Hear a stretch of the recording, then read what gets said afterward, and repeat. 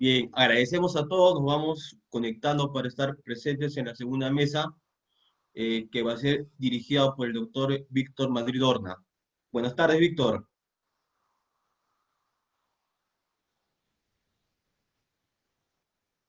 Víctor, Sí, no te escuchamos. Ok, ¿me escuchan ahí? sí. Ah, ya, ¿qué tal? Bueno, muy buenas tardes, gracias Roger por el pase. Primero un saludo a Mario, qué bueno estar juntos aquí con destacados docentes, ahora un poco más nacionales, luego de las interesantes, he estado siguiendo la secuencia de las exposiciones sobre el tema de buena fe, muy interesante, la verdad. Solamente decir una cosa, ¿no? Es para mí particularmente relevante poder participar con tan destacados colegas y profesionales. He sido alumno de Mario Castillo Freire en el curso de contratos y parece mentira, aquellos que estamos involucrados en la cátedra, sabemos que la docencia es un magisterio realmente, ¿no?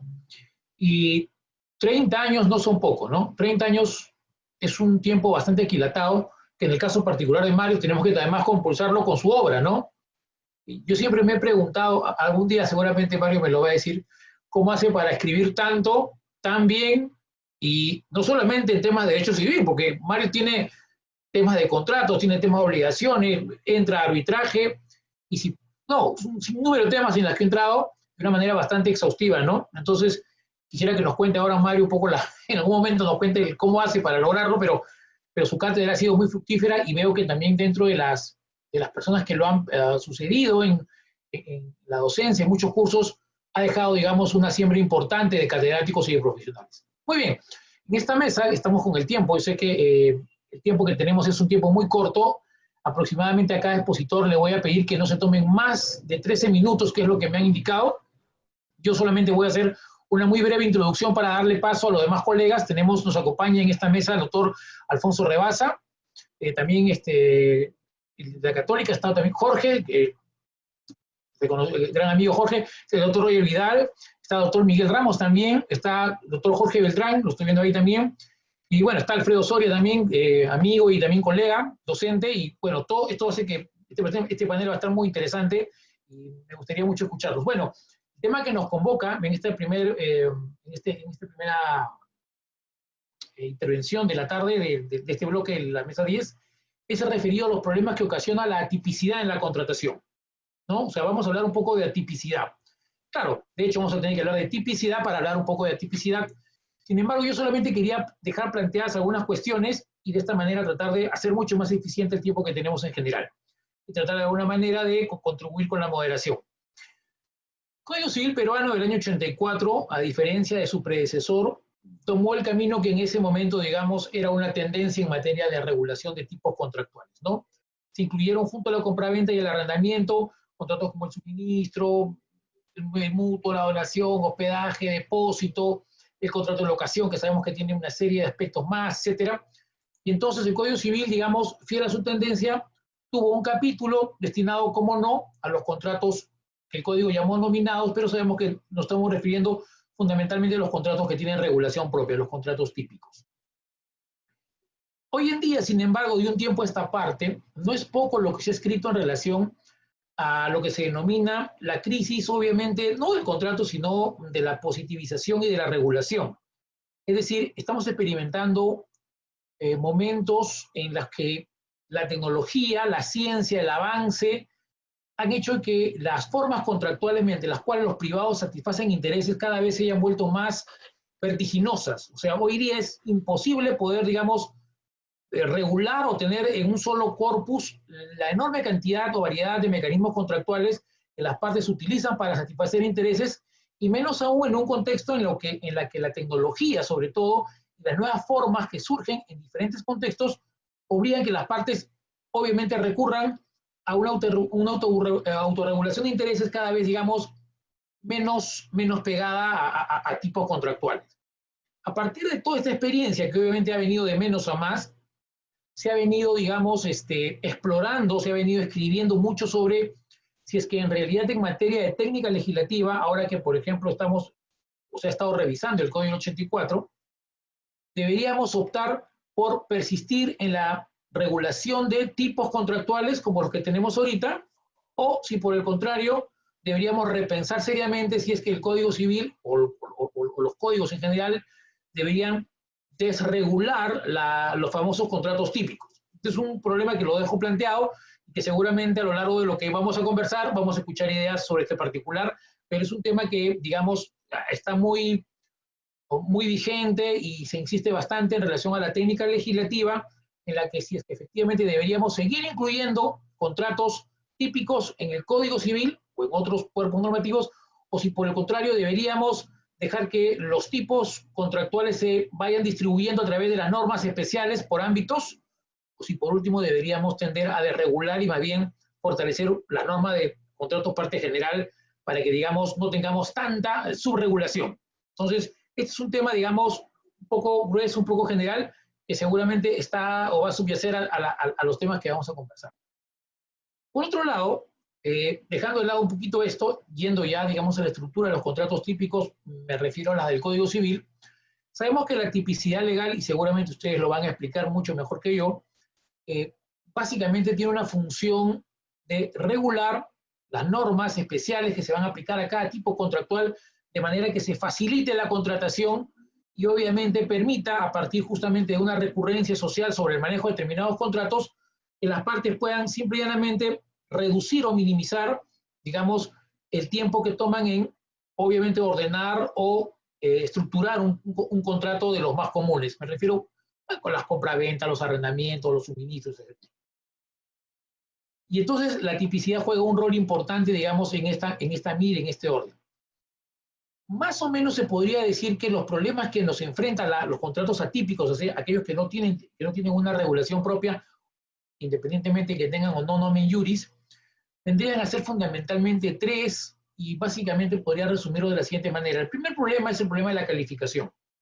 ¿Qué pasa? Lo que pasa es que no es mucho lo que se ha investigado sobre los contratos atípicos como pareciera, porque obviamente dentro de la categoría de contratos atípicos se pueden incluir una serie enorme o variedad, digamos, de clasificaciones contractuales. Podemos hablar de los contratos mixtos, o también llamados contratos combinados, de los contratos híbridos, y entonces todo esto ha generado, digamos, diferentes maneras de enfocarlos en la doctrina. Me refiero a los contratos, o los llamados contratos atípicos. Y entonces el problema de la calificación, o sea, de que nos encontramos frente a un tipo contractual, frente de qué estamos hablando, ya es un problema para un sector de la doctrina que considera que la tipicidad nos enfrenta en primer lugar a un problema de calificación. O sea, no sabemos exactamente frente a qué tipo de objeto contractual estamos, sobre todo cuando el objeto de un contrato típico puede entrever más de un objeto o puede ser el resultado de una combinación de un típico y de un atípico, o puede ser el resultado, digamos, de una creación de las más puras, que solamente nos lleva a la aplicación de las reglas generales contenidas obviamente en el libro 7, ¿no? Por otro lado, otro de los grandes problemas que la doctrina señala a los que nos enfrenta la tipicidad fue el tema de la interpretación. Obviamente hemos escuchado un poco acerca de interpretación, que es un tema muy complejo, y es que obviamente la regulación de normas que tiene un contrato típico obviamente coadyuva a poder acercarse, digamos, fenoménicamente al objeto contractual y a entender la estructura del contrato y su lógica y su dinámica a partir de sus elementos constitutivos, etcétera, etcétera. Y obviamente cuando el legislador atiende el tipo contractual, los deja más o menos establecidos y esbozados. Ahora, no digo que esto sea una solución absoluta. Nosotros en el Código Civil tenemos aspectos contractuales de contratos típicos bastante oscuros, ¿no? Pero sin embargo, en general la tipicidad tiene por tendencia justamente generar esta facilidad a los operadores de poder interpretar algunos aspectos pactados cuando estamos frente a un contrato típico, porque precisamente la disponibilidad de las normas de esta parte especial del Código Civil ayuda a que, digamos, sea más entendible, más digerible lo que las partes han querido pactar. Este es un tema interesante. Otro tema interesante que la doctrina generalmente suele señalar como una limitación a la tipicidad, es decir, como un asunto que podría ser una contingencia, es el tema de la integración, ¿no? Es decir, los contratos atípicos, obviamente, en el Código Civil quedan regulados y sujetos siempre a las reglas que gobiernan los actos jurídicos y a la regla del contrato parte general, como decía Eduardo Barbosa estos minutos. Los contratos son una especie de acto jurídico en el Código Civil peruano, y entonces sabemos que, digamos, las normas que van interactuando y que se van integrando son obviamente las que le corresponden de acuerdo, digamos, a esta regla de género-especie, porque solamente la tipicidad tiene que ver con las reglas especiales. Es decir, si uno se pone a observar en el plano de la praxis, en el plano de lo fáctico, la tendencia actual es que la autonomía privada vaya permitiendo y yo diría empujando a que los privados autorregulen intereses, satisfaciendo intereses privados obviamente, a través de una metodología bastante flexible que el Código Civil permite, ¿no? Podemos establecer tipos contractuales, podemos combinarlos, podemos tomar un contrato típico y un contrato típico, o prestaciones de uno y de otro, podemos denominarlo de una manera, último, por último, prescindir de la denominación, esto es absolutamente irrelevante jurídicamente, pero, digamos, el Código Civil nos permite tener contratos típicos y contratos atípicos, y sabemos que los atípicos se someterían en principio a las reglas de contrato parte general, acto jurídico, obligaciones, etcétera, y simplemente prescindirían de las reglas especiales. Entonces, la atipicidad es un fenómeno que resulta justamente de observar los contratos desregulados en normas especiales. Ojo, desregulados en normas especiales, no desregulados porque tienen una regulación supletoria, obviamente, las reglas generales, ¿no? Eso está fuera de discusión. Pero se les suele llamar también desregulados si los observamos desde esta particular perspectiva de la ausencia de normas especiales. Entonces, pareciera que, y vuelvo un poco ahora sobre lo primero, pareciera que la tendencia en la práctica contractual es cada día más a servirse de modelos o figuras contractuales no necesariamente típicas. Es decir, no digo que los contratos típicos vayan a desaparecer, ni mucho menos, porque eso sería un absurdo casi, pero sí se van a incrementar figuras y se incrementan nuevos modelos contractuales en los que se combinan y tienen una parte de este, una parte del otro, una parte menos de esta, como decía, pueden ser combinados, y entonces toda la teoría, por ejemplo, los contratos coligados, que también tienen un impacto en esta clasificación, digamos, vuelve a repensar si efectivamente deberíamos por lo menos detener la regulación de los contratos típicos, es decir, ya no se debería incluir más contratos típicos en el Código Civil, y más bien, de pronto, introducir algunas reglas generales más, digamos, muchísimo más específicas para los contratos atípicos, me refiero a la parte general, o deberíamos nosotros, a partir de la aparente, digamos, objeción a la atipicidad o esta, digamos, observación a los problemas que nos puede traer en la práctica la atipicidad, digamos, dejar de regular más contratos típicos. Es decir, esta primera cuestión que yo estoy planteando a la mesa y que seguramente ustedes me van a ayudar a repensar, es un asunto que nos obliga a trasuntar sobre si realmente los contratos atípicos tienen, digamos, o merecen un tratamiento especial y de esa manera podríamos detener la regulación de los típicos en el Código Civil o en otras normas especiales, o, como dicen otros, deberíamos dejar el Código Civil de ahí y en todo caso todos los tipos contractuales que se sumen se vayan integrando a corpus normativos especiales según sus ámbitos de aplicación, ámbito financiero, societario, etcétera, ¿no? Otros dicen, no, ya, dejemos ya de regular contratos típicos en el código y simplemente que se regulen en normas especiales y de pronto fijemos algunos parámetros más generales en el Código Civil. Esto lo leen algunos como una suerte de tendencia a la desregulación de la tipicidad y otros dicen que se trata de una tipicidad, pero, digamos, más diluida, más, digamos, por ámbitos, ¿no? Obviamente eso nos lleva a pensar si realmente el Código Civil en algún momento debería prescindir también de los contratos típicos en el Código Civil. Porque, por ejemplo, hay ámbitos normativos en el Código Civil que, digamos, han sido relevados por otros cuerpos normativos, por ejemplo, en contratos de compraventa, y cuando hablamos de la norma del consumidor, ¿no? La ley del consumidor se ha llevado una buena parte de normas que hoy día, digamos, tienen un impacto práctico tremendo, el Código ya no las tiene. Entonces, eso para algunos autores les ha llevado a pensar de que finalmente el Código debería volverse a pensar nuevamente si es que vamos a insistir con mantener tipos contractuales. Ahora, no me estoy ocupando de qué tan bien están regulados los tipos contractuales en el Código Civil, nada es perfecto, pero obviamente el punto de partida es que la tipicidad tiene un rol facilitador, tiene un rol incluso hasta pedagógico y didáctico entre los usuarios del sistema porque permite, digamos, implementar y montar contratos con una facilidad obviamente que no tendrían si es que no existían obviamente los tipos especiales. Las partes cuando compran, venden, alquilan, no tienen que pactar esa enorme cantidad de cláusulas que obviamente están de alguna manera resueltas, salvo pacto en contrario, en la ley, ¿no? Facilita, ayuda, ¿no? Incluso en la práctica, digamos, doméstica, ya los operadores saben exactamente cuáles son las reglas generales de los contratos típicos y generalmente o se pegan a ellas o se apartan de ellas, pero ya las conocen, ¿no? la tipicidad obviamente nos puede llevar a un lugar un poco más desolado, porque las partes tienen que hacer un esfuerzo mayor en tener que, a veces, prever una serie de circunstancias que no están obviamente pactadas porque no tienen tipo.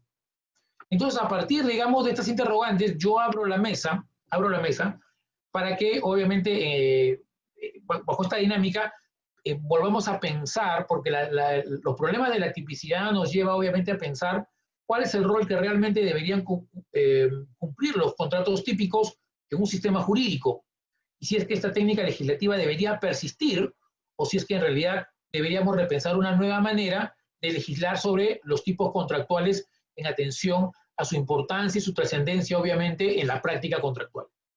Entonces, yo voy a dejarle el espacio al doctor Alfonso Rebaza para que por el tiempo de 13 minutos nos pueda compartir su exposición sobre el tema de la problemática de la tipicidad en la contratación. Muchísimas gracias, Víctor. Muy buenas tardes con todos. Mucho gusto de compartir este espacio. Y antes de entrar en materia, yo quisiera agradecer a los organizadores de este evento por esta invitación y bueno, aprovechar para dirigirle unas palabras a nuestro querido Mario. Recordar que Mario es profesor en la Pontificia Universidad Católica y en la Universidad de Lima y en la UNIFE hace muchísimos años. Es profesor de muchas generaciones y profesor de profesores, ¿ya? Su especialidad, naturalmente, está en el derecho de las obligaciones y en el derecho de los contratos. Y claramente muchos de nosotros nos hemos formado leyendo los textos que él ha tenido la generosidad de compartir con nosotros y que hasta ahora viene escribiendo. Es uno de los autores más prolíficos en el Perú. Y en mi caso me une una relación muy estrecha porque aparte que somos amigos hace muchos años, tenemos el vínculo a través de nuestro maestro Felipe Osterling, que fue la forma en que nos conocimos.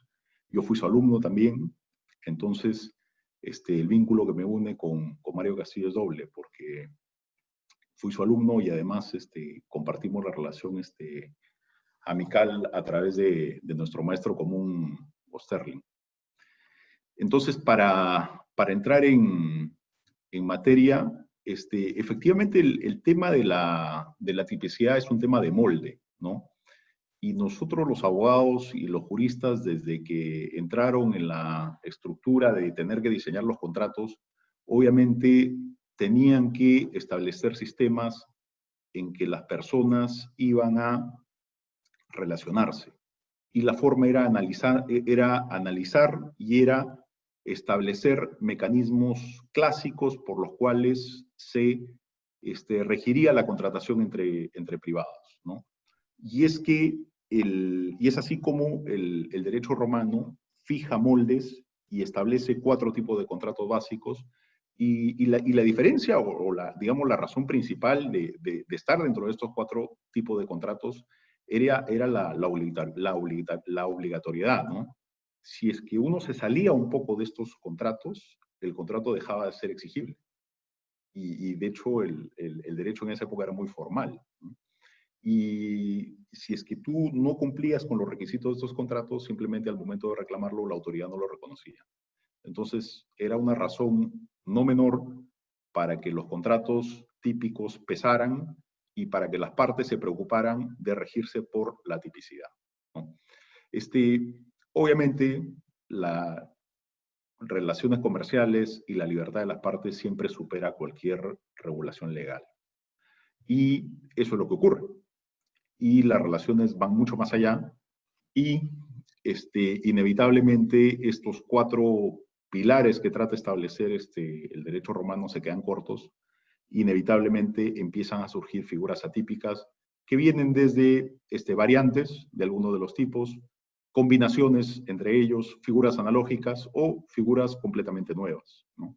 Y es ahí donde la tipicidad empieza a surgir, no sé si como una variante de la tipicidad o tal vez la tipicidad siempre estuvo, y el esfuerzo que hicieron estos legisladores por tratar de aglutinar estas relaciones comerciales dentro de 4 figuras fue un esfuerzo que claramente al final iba a ser insuficiente, ¿no? Y al final se iba a quedar corto.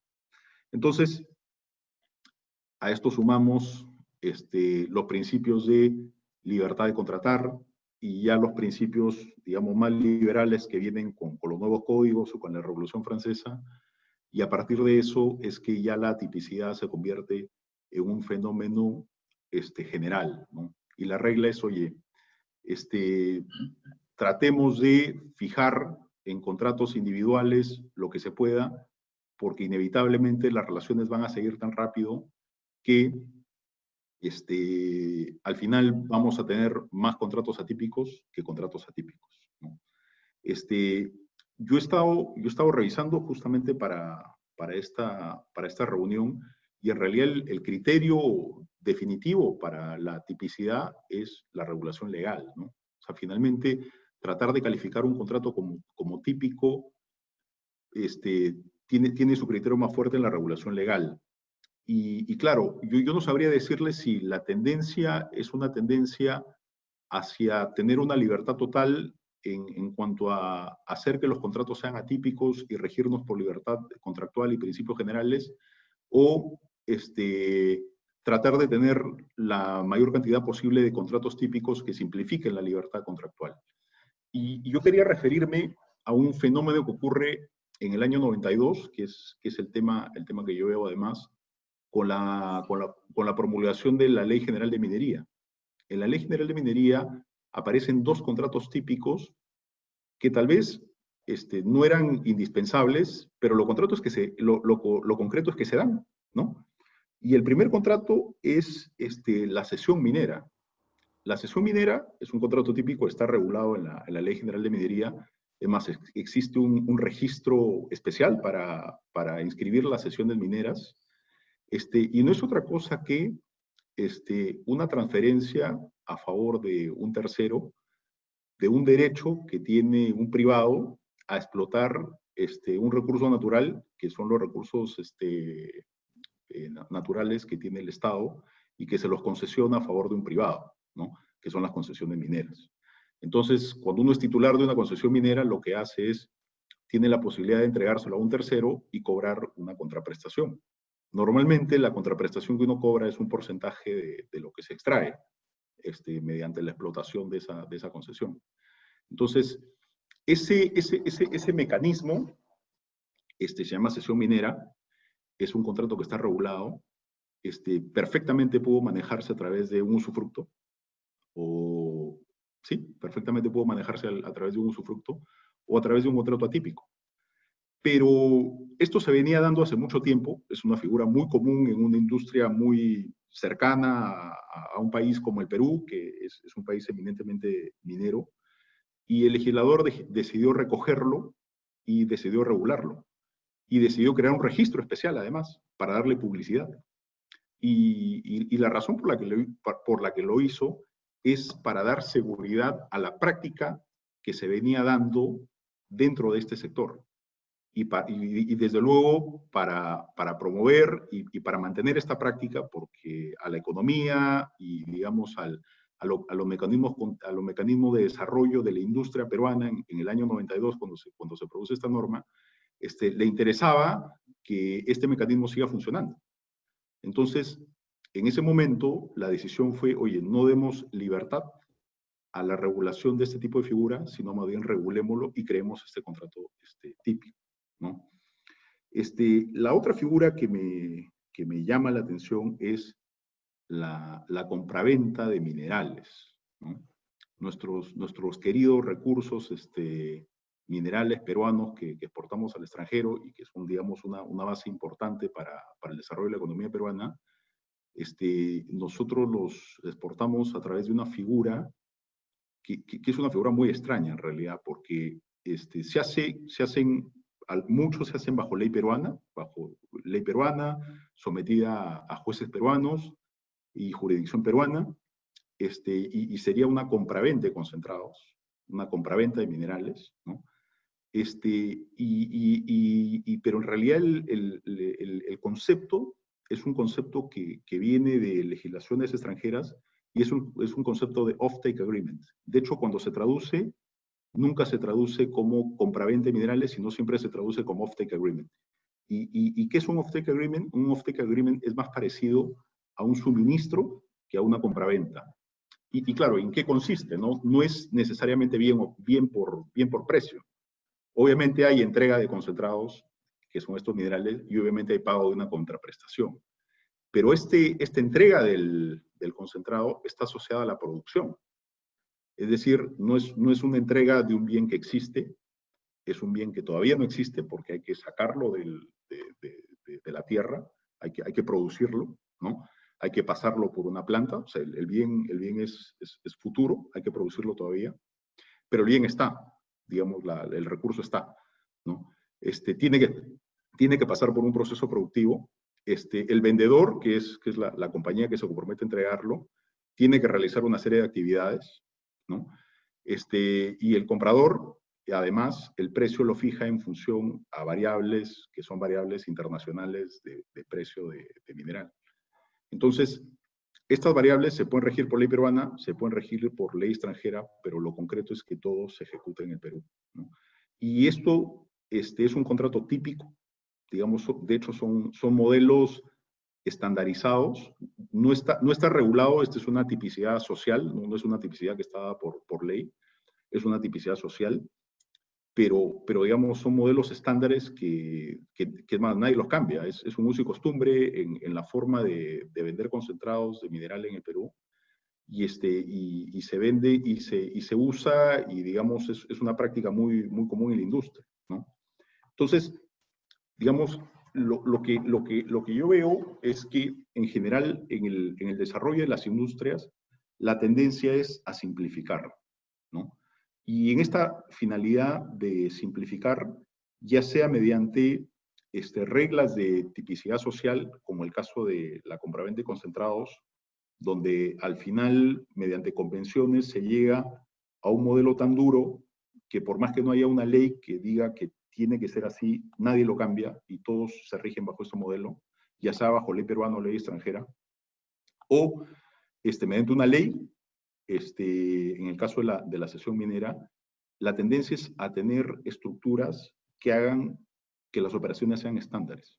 Y estas operaciones estándares permitan que cada vez que se vaya a contratar sobre este esquema, la operación sea rápida, sea predecible y fluya, ¿no? Claro, la tipicidad nos ofrece reglas, ¿no? Las reglas de absorción, de analogía o de utilizar contratos mixtos. Pero estas reglas son reglas que requieren interpretación y requieren acuerdo de las partes, requieren aplicación analógica, son reglas que pueden ser complejas, ¿no? Entonces, yo creo que al final, estas reglas, si bien pueden permitir aplicar principios generales o aplicar contratos típicos para adecuar figuras nuevas a estos contratos, la fuerza que le da una actividad económica o la fuerza que le da un determinado sector a una relación contractual va a hacer que la tendencia económica y la tendencia del ser humano vaya a querer tener una estructura fija. ¿Qué es lo que ocurrió al inicio con estos 4 modelos de contrato que establecen los romanos y que finalmente tratan de coger todo? Esos son mis comentarios. Muchas gracias. Muchas gracias, Alfonso. Un gran abrazo. Muchas gracias. Bueno, muchas gracias, sí, muchas gracias. Y entonces vamos a darle el paso de inmediato a Jorge Vega Soller, que también está con nosotros, también conocido profesor y compañero. Nada, Jorge, te escuchamos.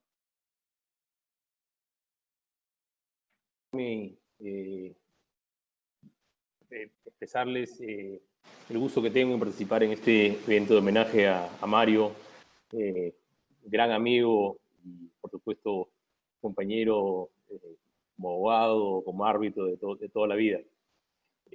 Bueno, el tiempo es corto, así que vamos directamente al grano. Es muy interesante ese tema de la importancia de la tipicidad, ¿no? Pero yo creo que quisiera ir un poquito más atrás. O sea, ¿qué cosa es la tipicidad? La tipicidad proviene del concepto tipo.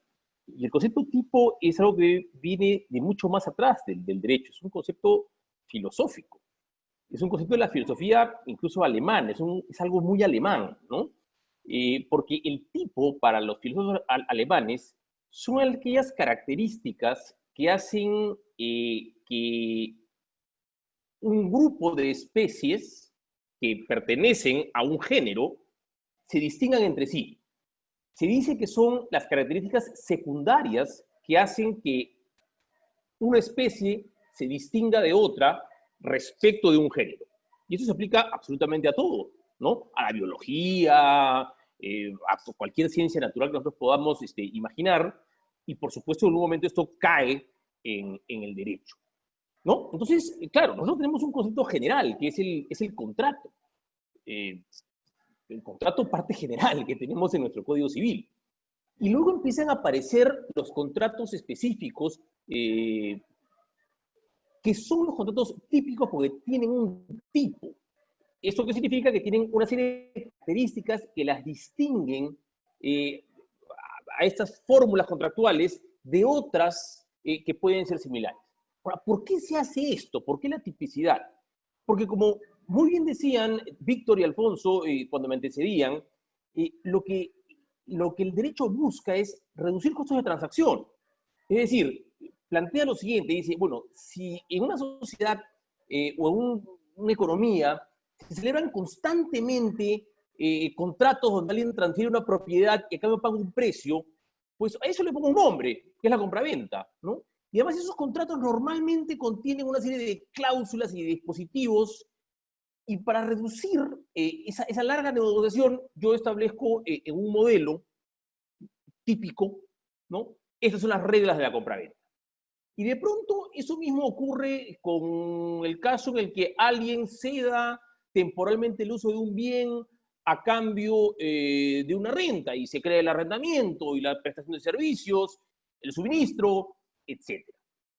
Entonces, claro, la tipicidad es muy importante porque creo que cuando es un contrato que tiene mucho uso, si cabe el término, en una sociedad, en una economía, pues nos permite reducir estos costos de transacción.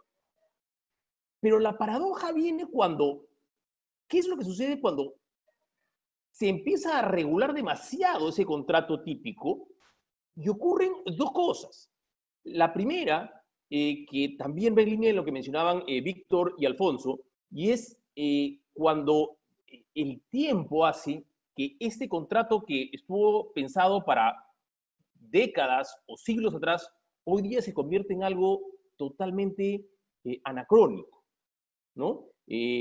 Más aún con la forma como hoy día, pues, la ciencia, la tecnología hace que de repente de un año al otro, ya lo que era moderno antes, hoy día es algo pasado de moda. Pues hay un tema ahí importante, ¿no? O sea, las cláusulas contractuales que de repente hace 10, 15, 20 años eran lógicas de incluirse en un contrato, hoy día no tienen sentido. Entonces,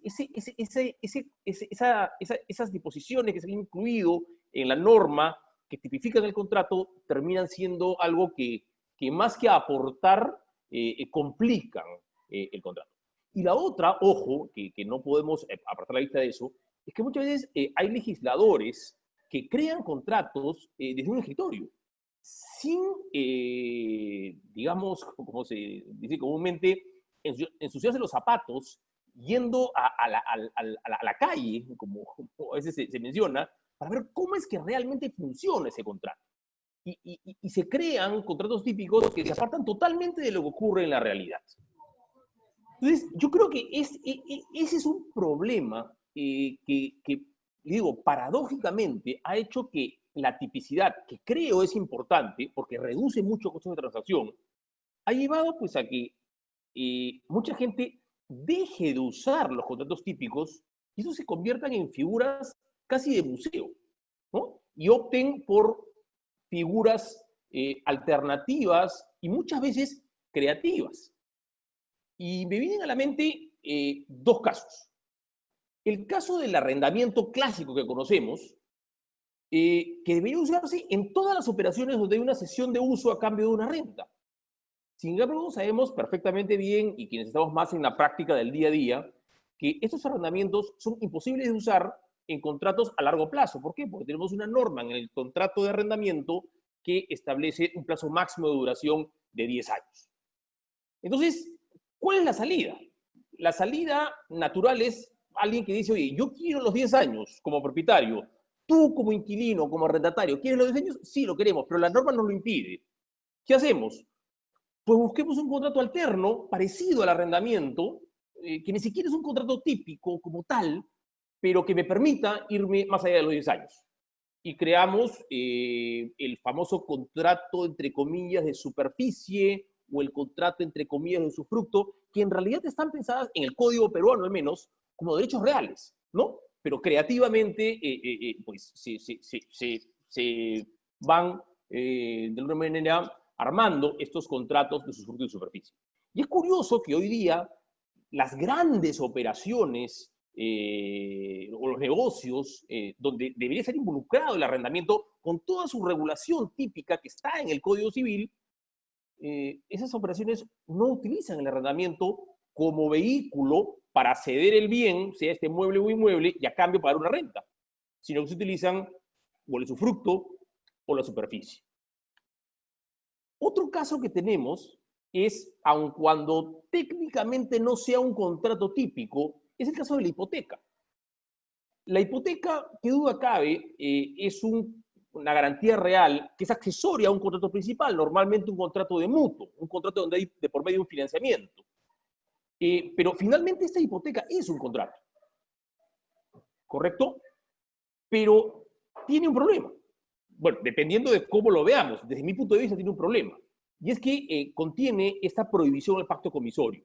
¿Qué es el pacto comisorio? Es esta posibilidad de pactar entre las partes que ante la falta de pago del deudor, el acreedor mantenga o se quede con la propiedad del bien. A mí me llama la atención que se mantenga esta regla de prohibición del pacto comisorio, porque, por ejemplo, la Ley de Garantía Mobiliaria, vigente desde el año 2006 y recientemente modificada, permite el pacto comisorio, curiosamente, en el caso de los bienes muebles. Y viene puesto esta discusión por qué en el caso del bien mueble sí se permite el pacto comisorio y en el caso del bien inmueble no. Pero, en fin.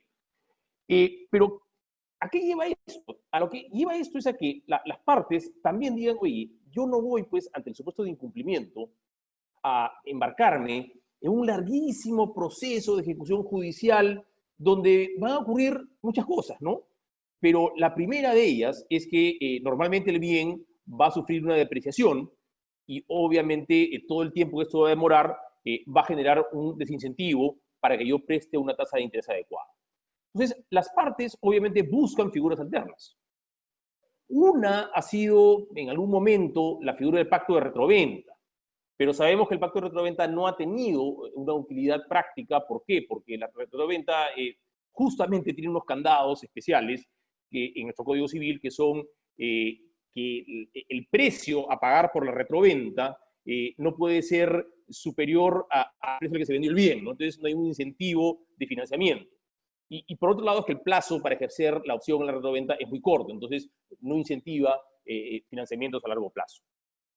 Entonces, la figura que ha aparecido como reemplazo de la hipoteca con la prohibición del pacto comisorio es la figura pues, del fideicomiso en garantía, ¿no? Hoy día es muy raro que haya una operación de gran envergadura donde si hay una garantía, que esa garantía no sea un fideicomiso en garantía.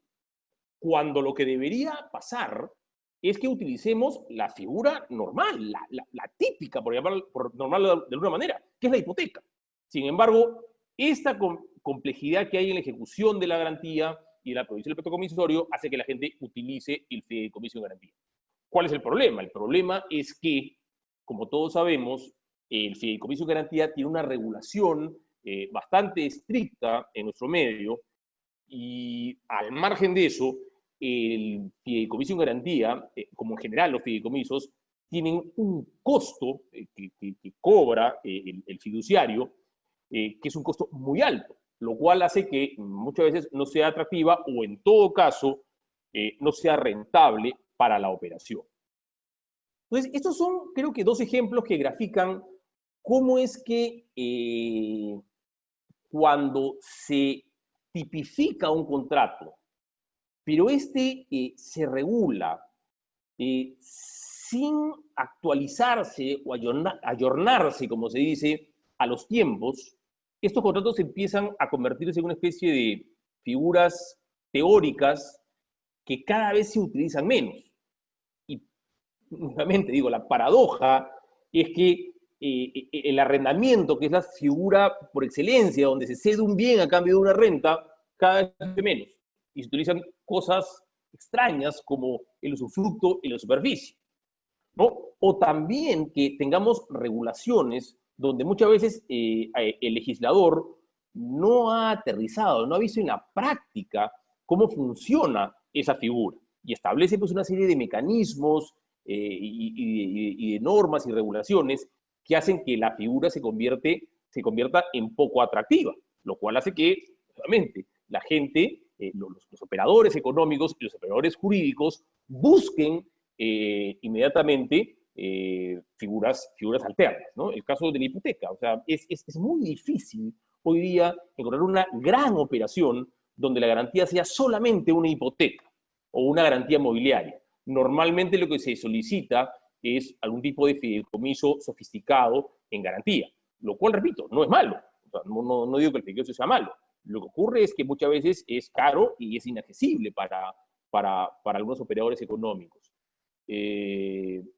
Lo cual creo que no es la idea última que estaba detrás de esta lógica de la tipicidad de los contratos, que es a lo que me refería al comienzo y que de alguna manera ya Víctor y Alfonso habían adelantado, ¿no? Entonces, son esas reflexiones las que yo quería hacer sobre la tipicidad, ¿no? Definitivamente creo que es un tema para conversar de largo. Sin embargo, creo que ha sido una bonita oportunidad, y más aún en un evento como este, en homenaje a alguien tan querido como Mario. Muchas gracias. Y esa fue mi exposición. Muchas gracias, Jorge. Un abrazo. Muchas gracias, Jorge, y qué interesante para seguir el hilo, porque, por ejemplo, ha reflexionado sobre algunos inconvenientes de la tipicidad que no se dinamiza, ¿no? Y nos hace pensar otra vez si es que efectivamente los problemas están en la tipicidad, también hay problemas en el ámbito de la tipicidad, no solamente en la tipicidad. Bueno, vamos a seguir entonces con estas reflexiones en torno a los inconvenientes que podría traer los contratos atípicos, y en esta oportunidad entonces le cedemos la palabra al doctor Roger Vidal Ramos, para que por el mismo tiempo pueda exponer algunas ideas sobre ese tema. Te escuchamos, sí. ¿Qué tal, Víctor? Gracias. Bueno, en primer término voy a saludar al profesor Mario Castillo Freire. Brevemente, yo conozco a Mario en el año 2014 en un congreso de Derecho Civil en la Universidad Católica, y lo que me llamó la atención mucho de Mario fue esa defensa del Código Civil junto a su maestro, el doctor Osterling. A las pocas semanas pude visitar su biblioteca. Desde ahí comenzó pues una amistad de muchos años. La comunidad jurídica peruana tiene que agradecer a Mario Castillo estos dos aportes muy importantes en el derecho civil y el arbitraje. Considero que ha dado oportunidad a colegas, árbitros, magistrados, a muchos profesores de poder publicar sus obras. Qué importante es esto. Esto consolida al profesor Mario Castillo en un personaje muy importante. Es resaltante esta labor de la Biblioteca de Arbitraje, la Biblioteca de Derecho Civil, y cómo esta cátedra no solo se brinda en la ciudad de Lima. Mario Castillo es profesor honoris causa en la Universidad Emilio Balizán Huánuco, de donde yo soy egresado, y junto aquí pues con el profesor Jorge Beltrán, son uno de los fundadores del Congreso Nacional de Derecho Civil. Somos testigos de todos los años que Mario ha estado participando. También acá tenemos a profesor Alfredo Osorio, en general a muchos de los colegas que están presentes, y resaltar ese gran cariño que yo pude ser testigo por 4 o 5 años, donde Mario profesaba a su maestro don Felipe Osterling. Ese cariño, esa sinceridad, ese respeto, esa integridad que es muy importante, y eso resalta que el profesor Castillo reciba un homenaje muy importante de todas las generaciones. Mención aparte es de resaltar el apoyo que Mario ha brindado a muchos estudiantes en revistas, brindando artículos, dando sugerencias, pautas, y eso es resaltante en él. Consideramos que estos 30 años son el inicio de una nueva etapa. Tome usted, Mario, este homenaje de muchas personas, tanto de Perú, de provincias y del extranjero, que durante estas 3 jornadas y a lo largo de su trayectoria, en los próximos años que van a seguir, ¿no? Vamos a poder ir compartiendo en otros escenarios. Bien, qué importante es el tema mencionado por Víctor. Víctor tuvo un inicio muy importante, marcando un poco las pautas, y la primera reflexión que puedo tener en cuenta es que faltaría de pronto un congreso únicamente para analizar los problemas de la tipicidad y la atipicidad. Pero yo considero que el Perú, como muchos de los países de la región, sobre todo en los contratos mercantiles, en los contratos corporativos, y hemos ingresado a estar incorporando cláusulas, reglas contractuales de otros países, ¿no? Ya lo comentaba Alfonso, en el sentido que somos un país minero, y un contrato con una subcontratista minera, sea en suministro, en construcción, es muy usual encontrar cláusulas de confidencialidad, de trato previo, de no competencia, lo cual torna, desde el punto de vista ya de quien quiere tener, ¿no?, una posición de protección dentro de un esquema contractual, junto con las normas del Código Civil tradicionales, como el principio de buena fe, el principio de la prohibición del abuso del derecho, este principio de la fuerza obligatoria de los contratos. Yo considero de lo que se puede encadenar es que surge una protección complementaria, ¿no? Si bien tienes estos contratos, como ya lo comentaba Jorge, ¿no?, en el sentido de que se podrían estar incluyendo normas de otros sistemas jurídicos complementarios, como los contratos modernos, pero considero de que se están complementando. Solo a manera de ejemplo, en estos tiempos de COVID-19, mucho se discute, ¿no?, que en el Perú no existe en el Código Civil una norma que imponga al acreedor y el deudor poder renegociar los contratos. Pero si ingresamos a la famosa cláusula escalonada, que podría estar presente un contrato de construcción, un contrato de suministro, donde antes de la resolución del contrato o antes de acudir a la vía arbitral, impone que las partes mutuamente puedan arreglar un trato previo. Este trato previo no es otra cosa que una negociación, en la cual durante cierta cantidad de días o de semanas las partes tendrán que permitirse correos electrónicos, cartas, y si no existe este acuerdo, van a culminar y van a ingresar a una vía litigiosa. Entonces, esta posibilidad de la renegociación vía cláusula escalonada o trato previo, no la encontramos en el Código Civil, pero se encuentra complementado con un principio contractual atípico. Por otro lado, es importante mencionar que tenemos un instrumento contractual muy importante que en muchas ocasiones no se usa, que es el Tratado de la Compra-Venta de Viena, que este año está cumpliendo 30 años, y donde estos principios contractuales que se encuentran inspirados en el Código Civil se encuentran inspirados en el Tratado de Viena. Entonces, yo considero que tanto las reglas de los contratos atípicos como los típicos se complementan. No considero de que podríamos estar frente a que las reglas atípicas estarían distorsionando los contratos típicos, pero sin embargo, y eso ya a título muy personal, considero conforme a las transacciones que se vienen dando en el Perú, en el sector de minería, de pesca, de hidrocarburos, de construcción, tampoco podemos obviar que pues el Código Civil está quedando con ciertas reglas muy generales, que siempre van a tener que ser incorporadas en un esquema contractual, pero sin embargo, vamos a ir dejando de utilizar los contratos típicos para, mediante estas prácticas contractuales, poder prevenir lo que siempre se debe de asumir un contrato, que son riesgos económicos, los costos que podríamos asumir ante un incumplimiento, ante una imposición de una penalidad abusiva, los costos que incurre el pactar o no una cláusula de caso fortuito y fuerza mayor. Por eso considero de que tanto las reglas contractuales típicas como las atípicas se complementan. Considero que tranquilamente pueden convivir en armonía, y quizás en el Perú y en nuestro continente, como ya lo viene trabajando en muchos países, sería muy importante establecer algunas reglas contractuales como están en Europa, un poco para armonizar estos principios contractuales, porque la contratación en contratos mercantiles modernos es muy masiva.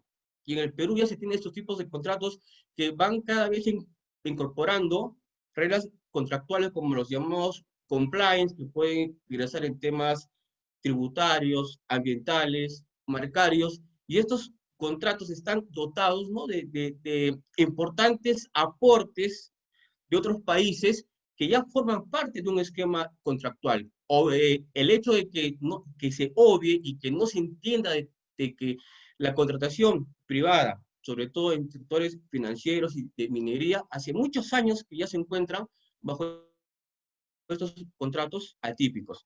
Bueno, finalmente quiero resaltar otra vez la importante trayectoria del profesor Mario Castillo durante todos estos años, reiterarle nuestra admiración, nuestro respeto. Esperamos en un plazo muy breve otra vez estar todos reunidos. Muchas gracias. Muchas gracias a ti, querido Roger, por todo el esfuerzo para este evento, por todo el cariño. Gracias. Sí, muchas gracias, Roger. Y entonces, bueno, les agradezco porque veo que estamos tratando de cumplir nuestro tiempo, que yo sé que es bastante cruel y mezquino, pero les agradezco porque tienen la destreza de que en poco tiempo están, digamos, trasladando y compartiendo ideas que nos pueden retroalimentar. Muy bien, ahora le voy a ceder uso la palabra al doctor Miguel Ramos Mirabal, que también nos acompaña ahora, para que también pueda compartir algunas ideas que él puede, obviamente, traer a esta mesa sobre la problemática de la tipicidad en la contratación. Le escuchamos, doctor. Muy agradecido, profesor Madrid. Muy agradecido también a los organizadores de este evento, doctor Castillo Freire. Tenemos nosotros el lujo de tenerlo como profesor en la sección de posgrado de la Universidad San Martín de Porres. Siempre el doctor colaborando no solo con los demás profesores, sino también con sus alumnos, doctor, y eso se reconoce muchísimo. Doctor, son 30 años, ¿eh? No es poca cosa, 30 años de vida académica. Pero, vea, doctor, no solo son 30 años en sí de dictar clases, son 30 años de formación de abogados. Imagínense usted los cientos de abogados que han salido recibiendo no solo conocimientos, sino recibiendo también ejemplo de vida, doctor, que es algo que vale muchísimo más que lo que a uno le puede quedar en el cerebro. Entonces, doctor, usted tiene que sentirse doblemente agradecido, ¿no? Dar la posibilidad no solo de impartir conocimientos, sino también inclusive demostrar con su esencia cómo es que una persona debe llevar adelante una vida académica y profesional.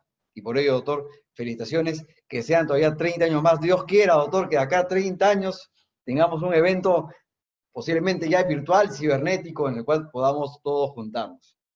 Recuerde, doctor, y cogiendo un lema comercial, la calidad nunca pasa de moda, doctor. O sea, tenemos para el doctor Mario Castillo Freire tiempos de tiempo.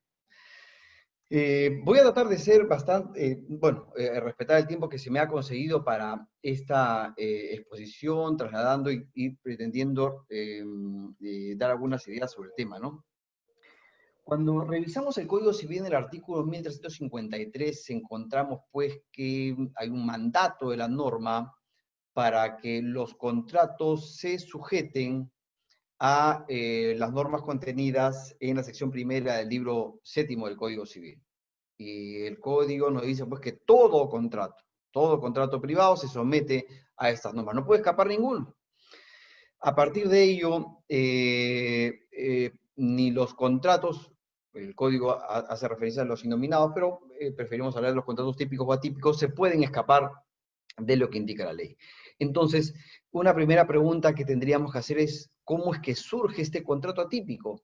Bueno, surge a partir de la facultad que le da la misma ley a las partes contratantes en el artículo 1354 para que ellos puedan diseñar este muñeco al cual llamamos contrato y a su vez le coloquen el ropaje que deseen, siempre y cuando cuidando no afectar normas imperativas, no afectar el orden público, no afectar las buenas costumbres.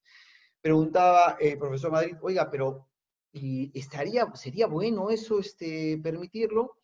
Bueno, los contratos típicos son un producto de la imaginación de las partes contratantes a partir de sus necesidades, a partir del tráfico comercial, y son ellos quienes, a partir de, digamos, de las situaciones que les puedan beneficiar, es que diseñan este contrato. Entonces, yo creo que mientras exista la imaginación en la parte contratante y las necesidades que esta persona debe de cubrir, debería permitírsele a las partes diseñar el contrato y, de ser el caso, sin que ello pueda, digamos, implicar un exceso, pero de ser el caso, que la ley pueda coger estas figuras que las partes creen en la práctica. Mencionaba el profesor Vega que sería impensable, o sería bueno que el legislador, antes de pensar en una figura contractual, vaya a la cancha y vea cómo son las cosas. Y es que es lo lógico, porque no podría surgir la regulación de un contrato si es que no se advierte cómo es que funciona en la práctica, cómo es que la doctrina lo viene tratando y cómo la jurisprudencia se ha pronunciado al respecto. Y cogiendo todas estas experiencias es que el legislador debería decir, bueno, esta figura la regulo de esta forma. Recordemos que, a diferencia de lo que ocurre con los derechos reales, en el caso peruano, el legislador no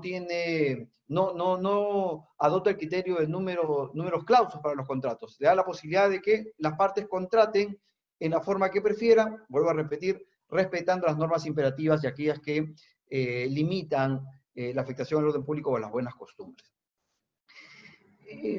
Yéndonos a los problemas que causaría la tipicidad contractual.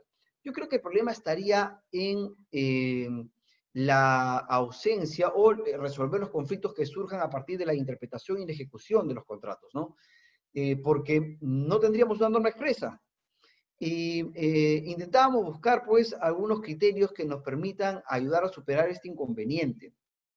Revisaba el Código Civil y Comercial Argentino de 2015, y veo que ellos tienen una norma que es la de el artículo 970, ¿no?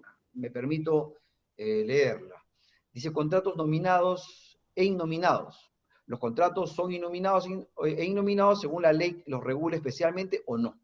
Los contratos innominados están regidos en el siguiente orden. Y hacen ahí una precisión de cómo es que se entendería que se solucionarían los conflictos que surjan a partir de la interpretación y ejecución de los contratos atípicos, ¿no? Que llamaríamos nosotros atípicos. En primer lugar dice la voluntad de las partes. Pues es lógico, ¿no? Hay que buscar, digamos, qué es lo que quisieron las partes de contratar, cuál fue la causa del contrato como para resolver este conflicto. En segundo lugar, nos indican las normas generales sobre contratos y obligaciones. Tercero, los usos y prácticas del lugar de celebración. Cuarto, las disposiciones correspondientes a los contratos nominados a fines que son compatibles y se adecuan a su finalidad. Encontramos este criterio en el Código Civil y Comercial Argentino, y cuando hacemos una revisión del anteproyecto del Código, que se ha publicado el 2018, si es que no me equivoco, no encontramos norma similar. Y mantenemos entonces el artículo 1353, que nos dice pues que todos los contratos se someten a las normas generales de contratación que establece el Código. Pero ello es insuficiente. En la práctica vamos a encontrar conflictos que surgen a partir de los contratos innominados, que no vamos a encontrar sus respuestas en las normas generales de contratación, y de repente intentaríamos buscar respuestas en los principios generales del derecho, intentaríamos buscar respuestas en las normas generales imperativas y supletorias previstas en el libro de contratos y en el libro de obligaciones, pretenderíamos buscar soluciones en los usos y costumbres de la plaza donde se lleve a cabo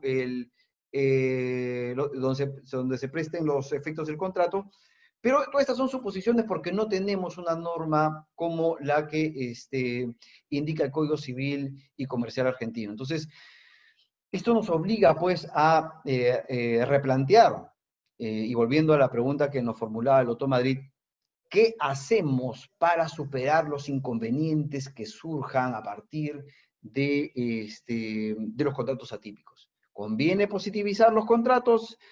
Si es que el tema lo planteamos de la forma que mencionamos, sí. Si es que en la práctica ocurren determinadas actividades y estas actividades están generando conflictos y no tenemos normas ciertas, más conflictos se van a producir. Mi criterio es que cojamos esta práctica contractual, regulémosla y positivicémosla en el texto legal. Porque mientras no tengamos una norma que nos diga claramente cómo solucionar conflictos, vamos a mantener la incertidumbre y todo esto va a recaer pues en pérdidas que no es lo que se busca en la contratación. Mi intervención, señores, es haciendo referencia entonces a estos, puntualmente a estos inconvenientes que surgen a partir de la atipicidad contractual, sumando todo lo que han conversado los profesores que anteriormente me han antecedido. Nuevamente agradezco la oportunidad que se me ha dado para expresar estas palabras y doctor Castillo Freire, muy agradecido por usted. Dios quiera que su don de gente y su capacidad profesional nos siga iluminando a todos aquellos que todavía estamos siendo formados. Muy agradecido, doctor Castillo. Muchas gracias, querido Miguel. Un gran abrazo. Gracias por todo.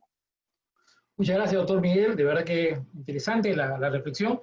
Y también agradecido porque veo que siguen cumpliendo el tiempo de manera muy estricta. Eso permite que los demás expositores puedan seguir participando con el tiempo que les corresponde. Le vamos a hacer la palabra entonces ahora al doctor Jorge Beltrán Pacheco, que nos acompaña ahora, también un reconocido colega y catedrático también. Jorge, te escuchamos.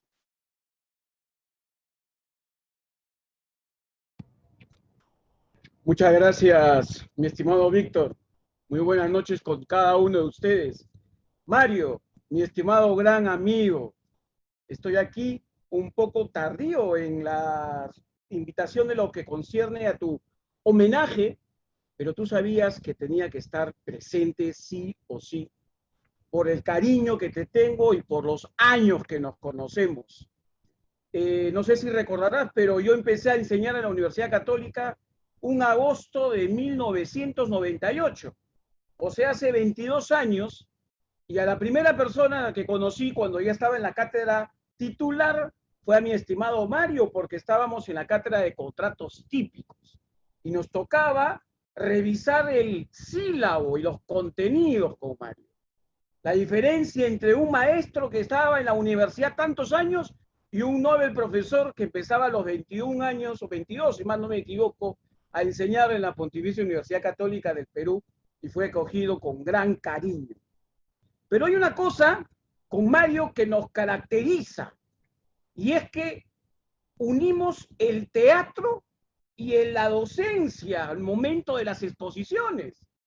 Por eso que a mí se me es difícil hablar parametrado en tiempos y he tenido que escribir mi ponencia, entre comillas, cosa que nunca hago, o además también tenerla acá en un PowerPoint, pero que no voy a exhibir porque he visto que todos mis compañeros han hablado de manera directa, sin las diapositivas, con el ánimo de tener esa libertad de comunicación. Entonces, con Mario tenemos esa característica, unir un poco, incluso hasta la comicidad, mi estimado Mario, y tú lo sabes, cuando tenemos que explicar con simpleza los contenidos del derecho. Porque algo que nos caracteriza a los abogados es hablar difícil. Y a pesar de hablar muchas cosas, al final no sabemos si el auditorio nos entendió o no nos entendió. Lo único que sabemos es que nos aplaudió. Ahora, ¿qué habrá aplaudido? ¿Qué habrá considerado? Bueno, como dicen, probablemente les pareció bonito cómo hablábamos y por ende aplaudió esa manera de disertar. Ahora, ¿me entendió el mensaje de fondo? Fui efectivo. Al final, profesor, después hablamos de ese tema. ¿Cierto? Entonces, eso es algo que caracteriza a Mario, la simpleza en el lenguaje, el mensaje directo en sus conferencias, las anécdotas que se narran. A veces a nosotros, a Mario y a quien le habla, como bien lo dice Roger, hemos sido fundadores del Congreso Internacional de Derecho Civil en nuestro país. Dicen, ¿qué calidad tienen profesores de poner ejemplos, vivencias? ¿Qué tal imaginación? ¿Podrían escribir películas? No, señores, son vivencias que hemos tenido nosotros en las experiencias profesionales y que simplemente las narramos como una anécdota más que tenemos. Así que a nosotros los abogados a veces nos gusta ser más atípicos, ¿no? Que lo típico o parametrado regulado que tenemos. Bueno, voy, Víctor, ahora sí, directamente al grano, porque si no voy a estar, con solo hablar de las anécdotas con Mario, podemos hacer un congreso los dos solos durante días, recordando el derecho civil a lo largo de estos años que hemos vivido. Bien, solamente voy a precisarlo de esta manera muy esquemática. No podemos olvidar nosotros que los contratos, como todo negocio jurídico, tienen una base en la autonomía privada y en esa potestad que tenemos todos de decidir libremente con quién nos relacionamos y, en segundo lugar, cómo nos relacionamos y establecemos las reglas. Y allí, en ese segundo punto, es donde a mí, ahora voy a pensar no como abogado, sino como ciudadano de a pie, me atemoriza. Me atemoriza porque en un país como el nuestro, y hay que ser claros y concretos, la potestad regulatoria, la posibilidad de sentarse con otro para plantear las reglas del juego, están sumamente limitadas. Limitadas por los siguientes factores. Primero, la desinformación. No necesariamente las partes que se vinculan manejan la misma calidad informativa. Hay una notable asimetría, notoria asimetría. ¿Y eso qué hace? Que finalmente se lleve la contratación de manera favorable hacia una de las partes en desmedro de la otra en esa asimetría informativa. En segundo lugar, el problema que tenemos de la alta tecnicidad de los contratos denominados atípicos. Porque estos contratos que osadamente le dicen contratos modernos, ¿no? Que muchos de ellos no son nada modernos, son sumamente antiguos, en realidad finalmente se sustentan en reglas muy técnicas y que, como no están previstas en reglamentaciones o en reglas específicas, lamentablemente desordenan su aplicación.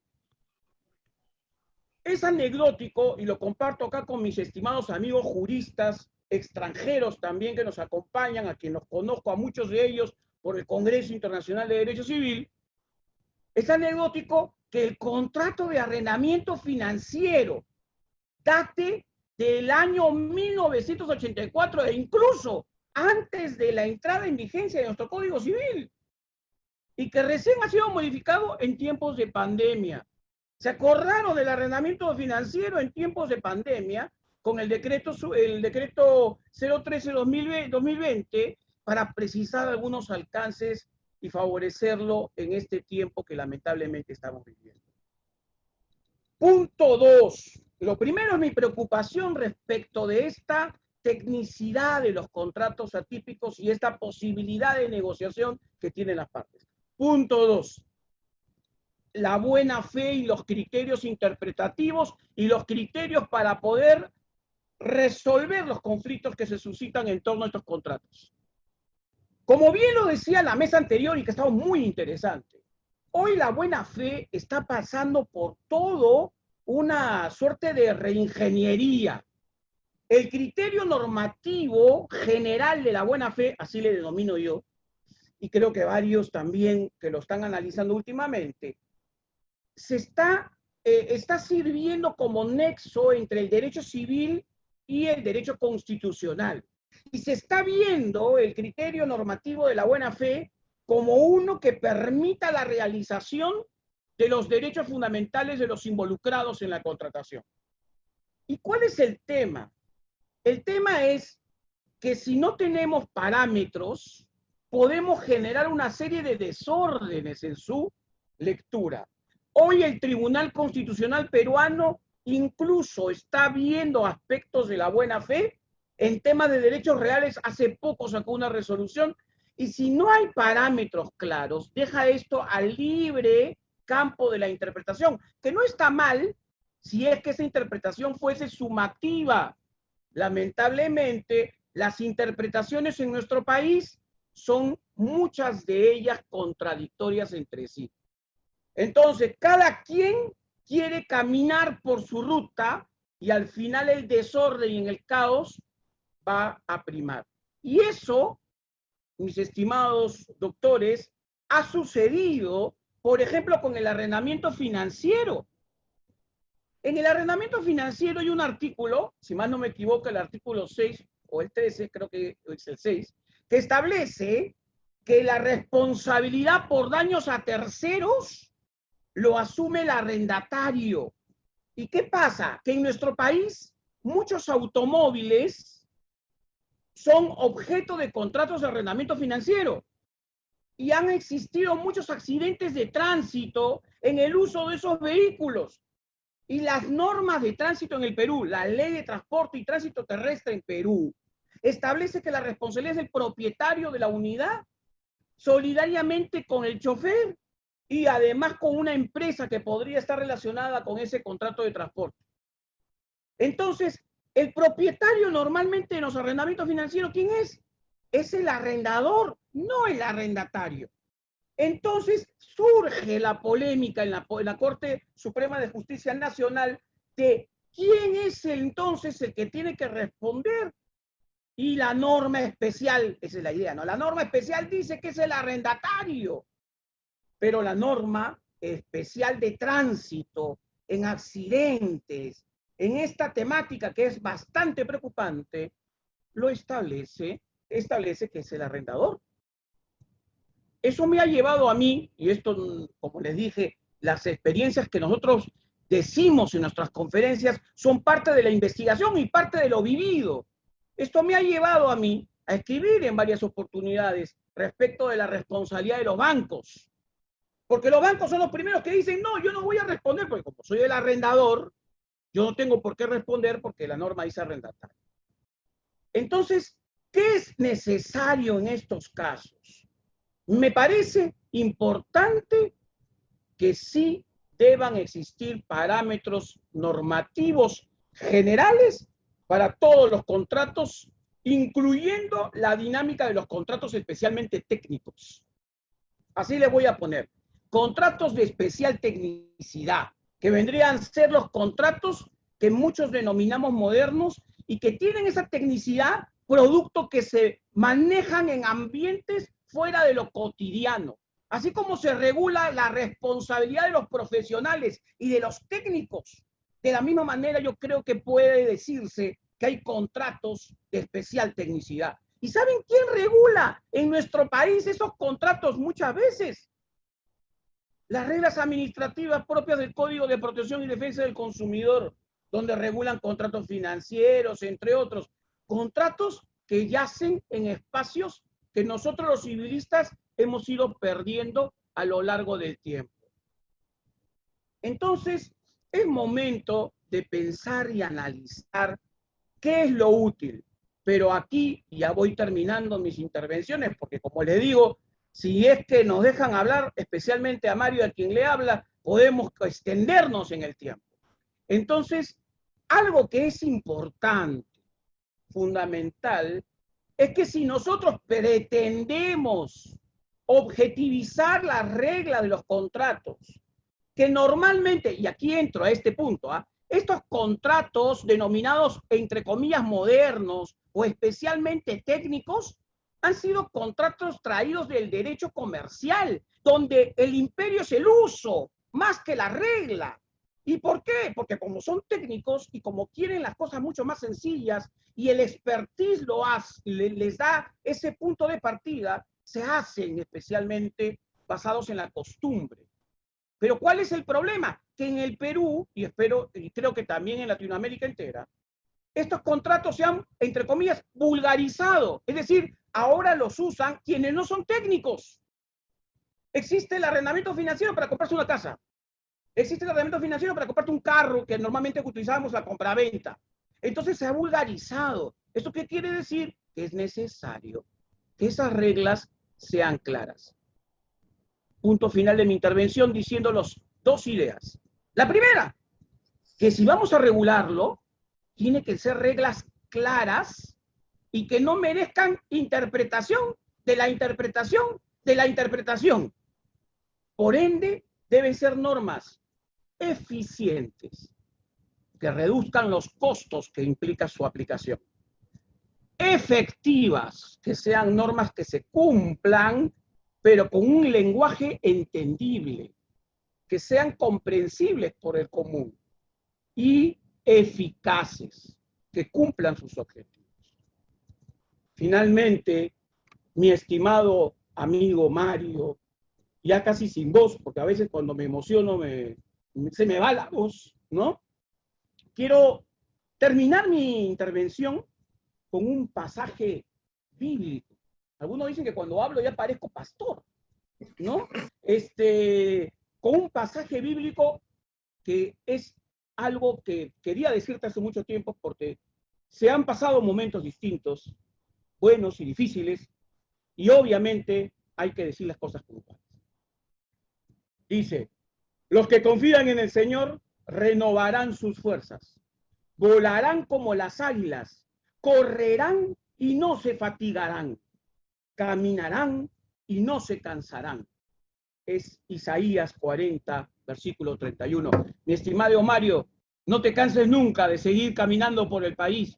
Como tú bien sabes, tenemos que seguir encontrándonos en las salas de embarque, en los cafés del interior del Perú y comiendo un rico apachamanca en cualquier lugar de nuestro país tan divino. Gracias. Muchas gracias. Muchas gracias, querido Jorge. Un gran abrazo. Muchas gracias por tu palabra. Muchas gracias, Jorge. De verdad, interesante la reflexión también que Jorge nos ha traído en relación al tema de la observación de estos contratos, por ejemplo, como el caso del leasing que has mencionado, muy interesante. Muy bien, entonces vamos a continuar con la última intervención que nos corresponde a esta mesa y vamos a cederle sin más la palabra al doctor Alfredo Soria Aguilar, que nos acompaña. Alfredo, es bienvenido a esta mesa y conocido colega también catedrático. Te escuchamos. Buenas tardes con todos, profesores nacionales y los invitados internacionales. Buenas tardes con todos, aquí en Perú. Buenas tardes, ya terminando el día. Mis primeras palabras son de saludo y reconocimiento al doctor Mario Castillo Freire. Para mí siempre ha sido como un faro que brilla con una admirable luz propia, por cierto, pero que a su vez inspira y promueve a otros, sobre todo nuevas generaciones, para que también brillen por sí mismos.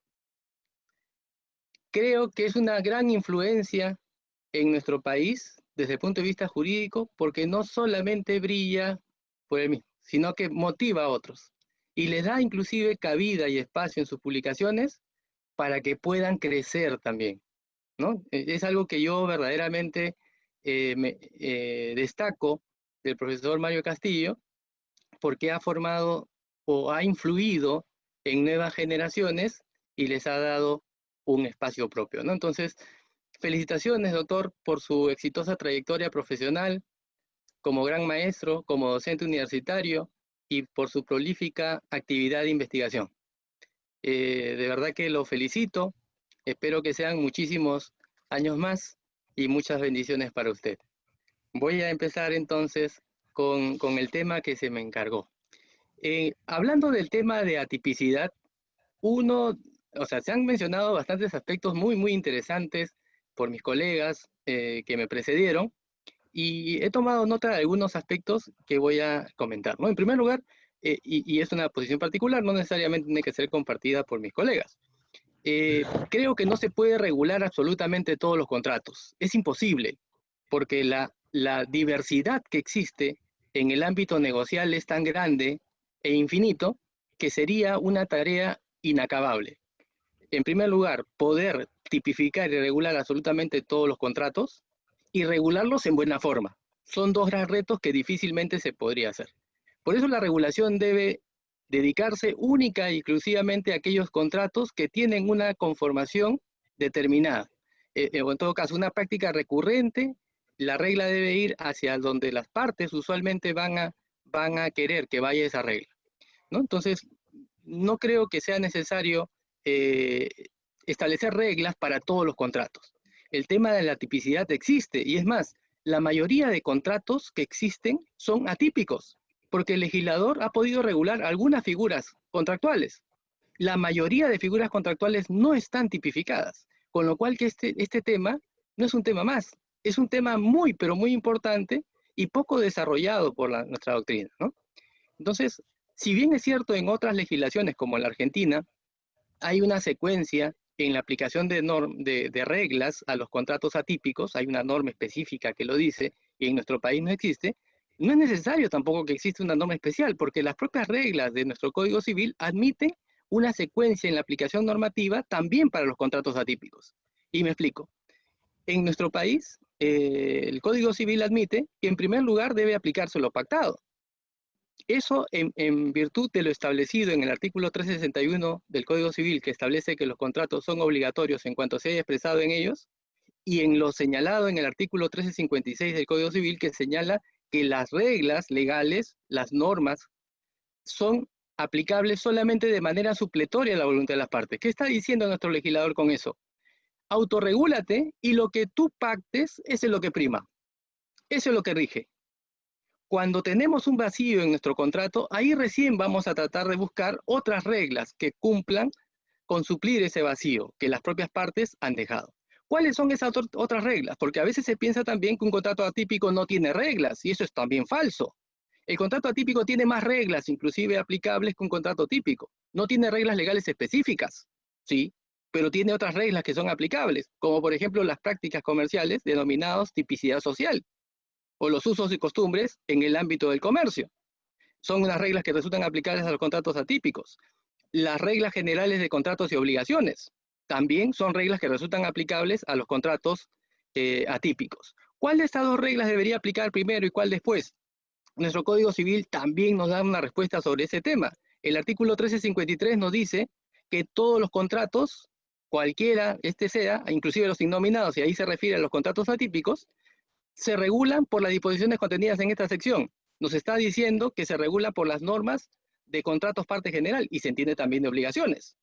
Entonces, el legislador está diciendo que vamos a poder aplicar esas normas, salvo en cuanto resulten incompatibles con las reglas propias de cada contrato.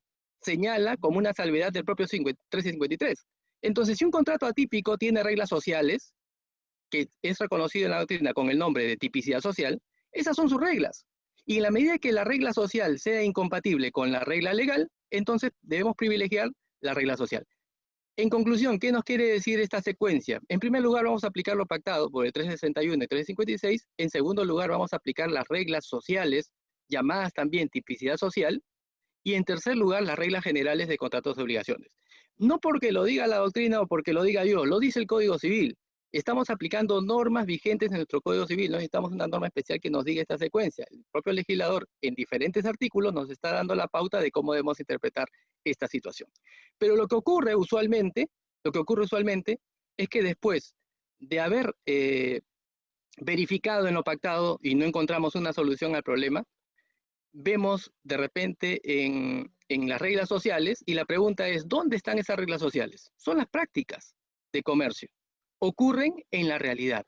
Manuel Lapuente, para facilitar el acceso a las reglas sociales o a la tipicidad social, nos recomienda buscar la doctrina y la jurisprudencia, que son fuentes de derecho distintas a la costumbre jurídica, pero en donde se recoge o reconoce a la costumbre jurídica, llamada tipicidad social en el ámbito de los contratos o reglas sociales, para hablar en términos que nos permitan no confundirnos con otras figuras.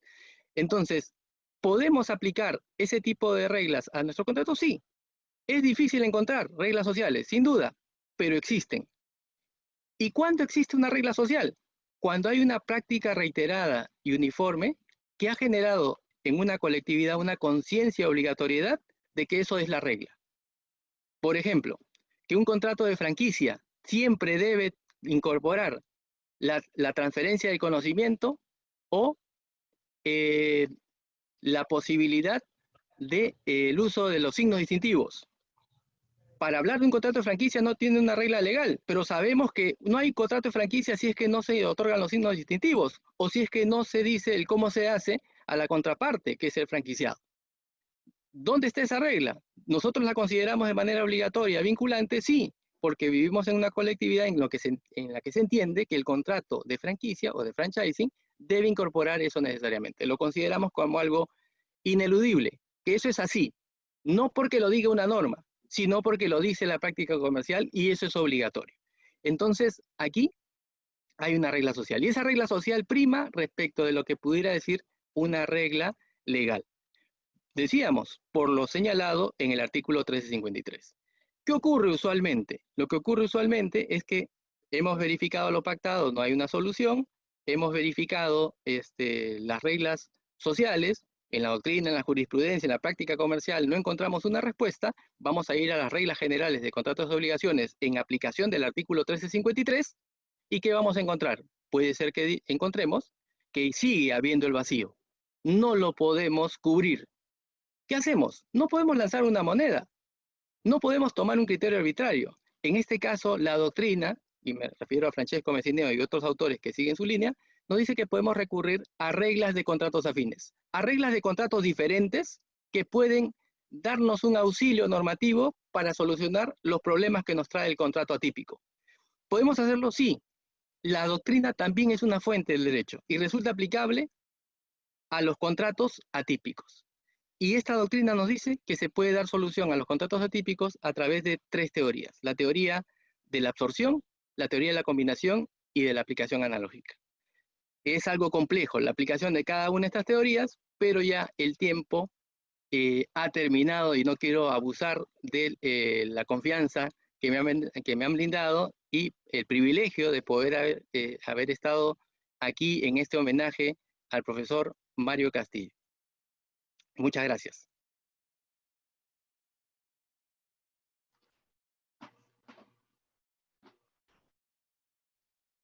Muchas gracias, Alfredo. No, Gracias.